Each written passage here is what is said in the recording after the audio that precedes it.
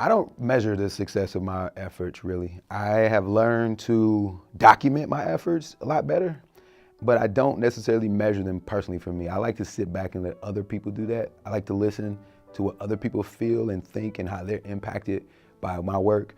And, you know, again, that's for me not thinking about what I could gain from my work. So if I need to measure it, then that means I need to present these measurements for some reason. I don't know. That's just a weird thought for me to think about.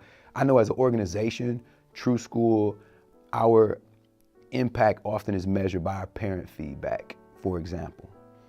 We get parents that come in here and talk about how much this program has affected their young high schooler.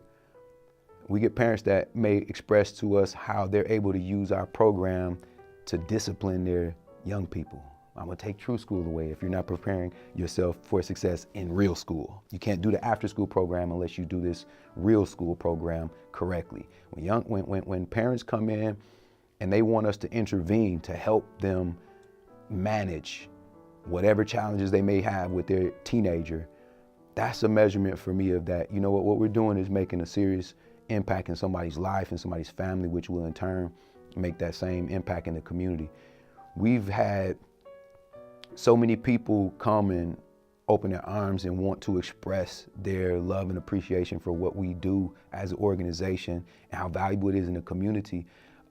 That's part of the measurement of what we do. If we are able to like watch a young person come from being on the outside looking and paying attention, but not really ready to come out of their shell yet. And then next year they come and they're in the spotlight, they're performing, they're coming out of the shell. The next year they're a leader and they're bringing their friends to the program. The next year we're able to say, hey, would you like to become an intern in this program? Then they're on part-time staff being paid in the program. The next year, then we're able to put them in as program assistants. And then they become a mentor for the other young people. That's a measurement for me.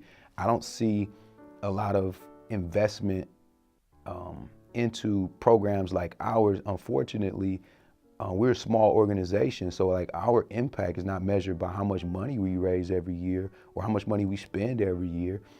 It's often for us, it's about how many young people we can put money in their pocket directly. Not how much we can raise as an organization, but how much can we pay out to the artist community in Milwaukee? How much can we help that economy thrive and grow? How much can we plug young people into opportunities for career pathways? That's sort of how we look at our successes, and we're doing that at True School. We're doing that in a very proactive way. So again, you know, we look up.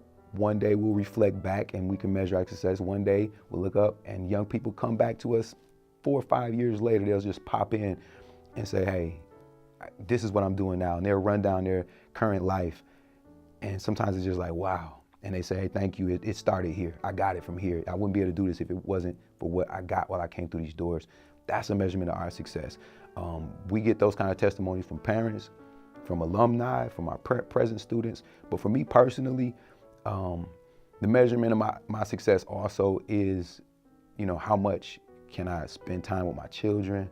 How much can I enjoy my family? How many new experiences can I create for the people that I love and the people that I care about?